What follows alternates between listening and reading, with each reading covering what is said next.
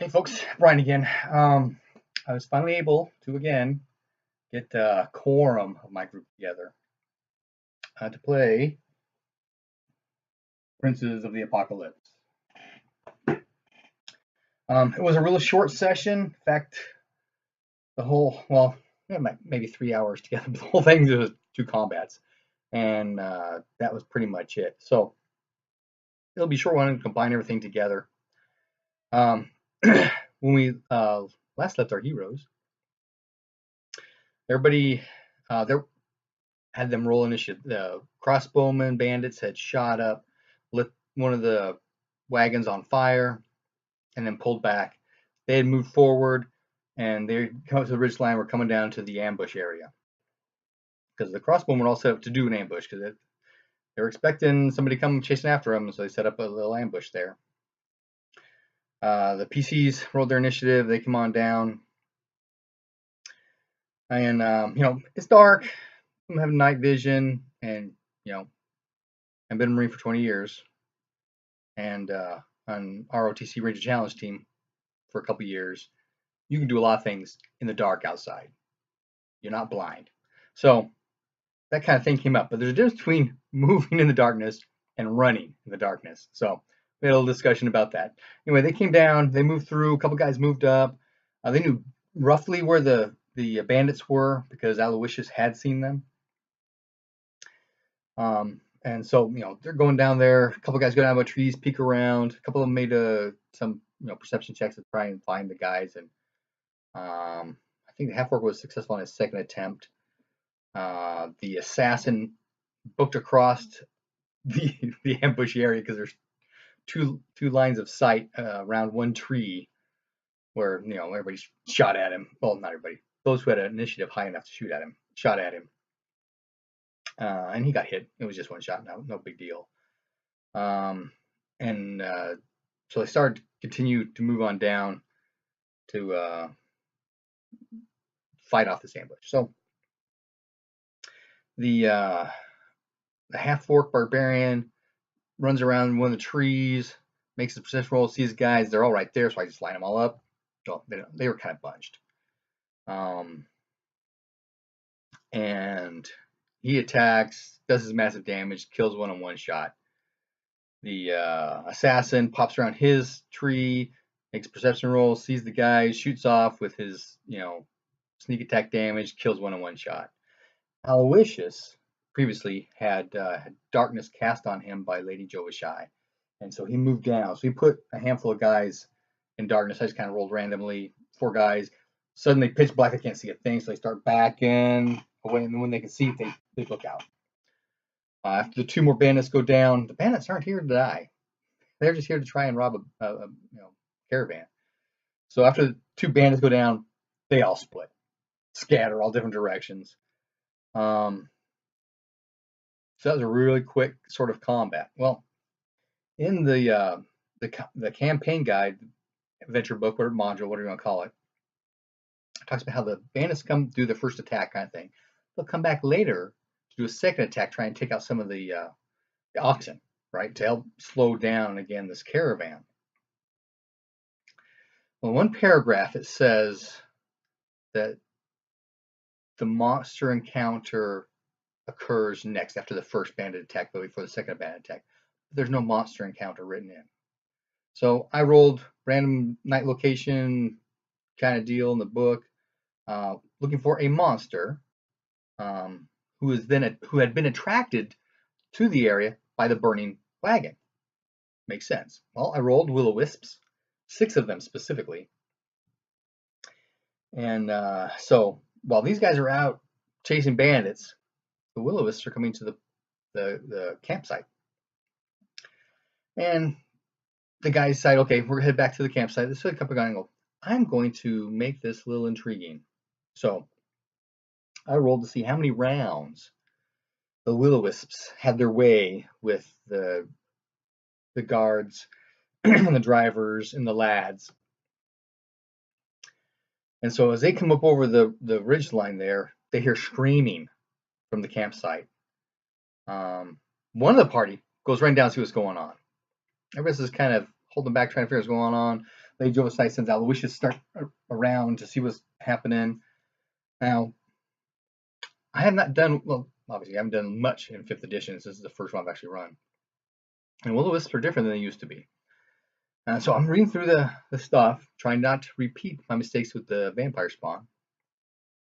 And there's a paragraph in there about they're invisible, but they need to become visible when they attack or when they suck life.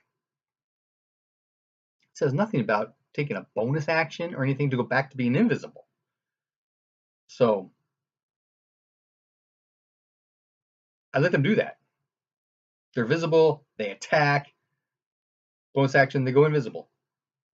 They ended up,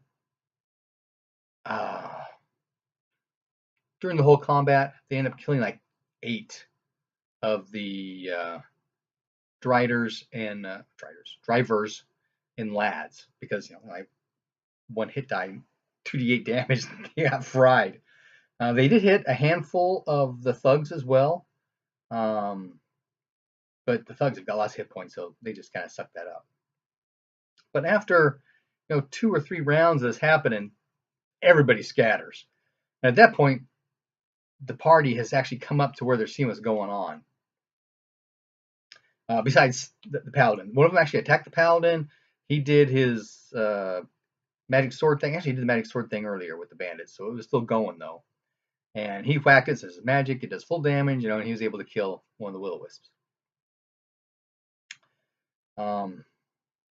But since everybody scattered, the rest of the will-o-wisps went after the dead bodies, well, the unconscious bodies, the 0 hit point bodies, to start sucking life. And at that, the rest of the party kind of shows up. They move on, and then there's a mass combat. It takes them forever because there's only one guy with a magic weapon right now, and while the will-o-wisps don't have a lot of hit points, they got really high armor class, so it's hard to hit them.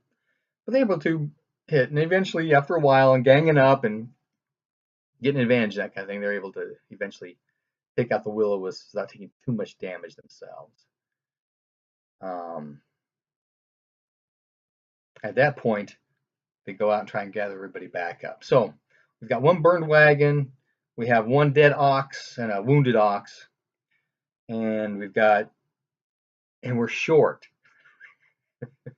6 drivers and a handful of lads. So it is going to be an interesting ride from here on out. No really issues with the game itself, other than that comment in the book about there being a monster encounter, but then no reference to what the monster encounter should be or is or when it happens, or other than the fact that they're attracted by the fire. Again, this is a side quest, so there's not a whole lot to it. It's just a matter of them getting up to Yartar to answer some questions for the Zentarum. That gives me a plug into Zentarum for Lady Jovashai. She was looking for that. It also gives the paladin a way to Yartar because he's got the papers from the knight from the Delman Ranch side quest who died. He was one of those NPCs who died.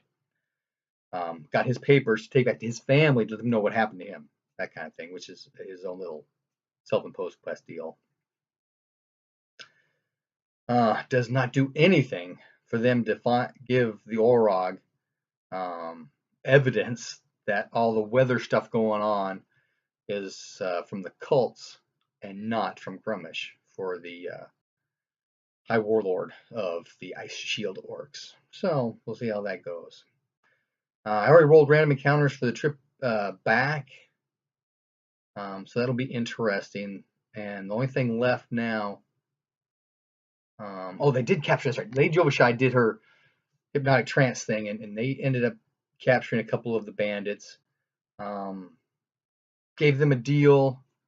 The bandits are going to hang with them because they promised the bandits, one of them would like to be a druid, and the other one wanted to be a wizard, actually a sorcerer is what he wants to be.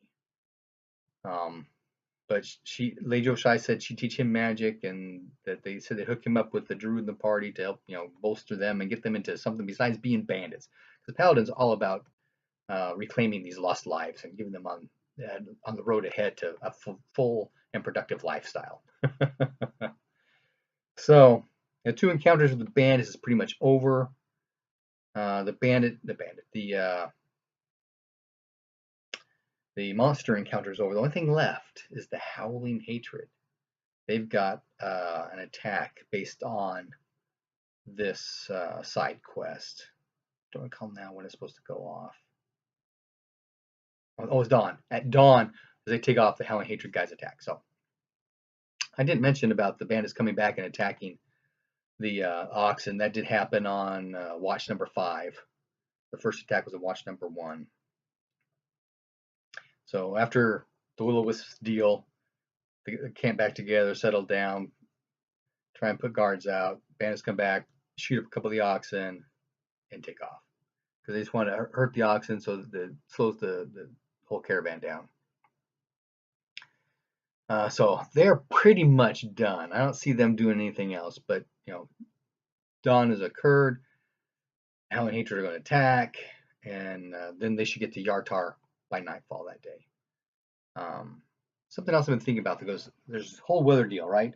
With the whole elements running wild in the valley of I was thinking, or it occurred to me today, because I was listening to something where they're talking about, I'm listening to Pride and Prejudice, by the way, which my wife's into that stuff, so I've seen all the movies. In fact, we have, I believe, all the movies. But there's a comment in there by Darcy about where her friend Charlotte, where Charlotte now lives, being married to the priest, whatever his name is, the greasy guy, is 50 miles from Elizabeth Bennet's house, right? And he was just making a comment, 50 miles on a good road, that's a half day's ride. Made me think, well, with all this weather stuff going on, we should have some downpours, right? That's going to muddy up these roads. Maybe I should start slowing these guys down as they're traveling on the non-improved roads. Idea. I think I'll use it. We'll see how it goes. Anyway, happy gaming, guys. Or folks.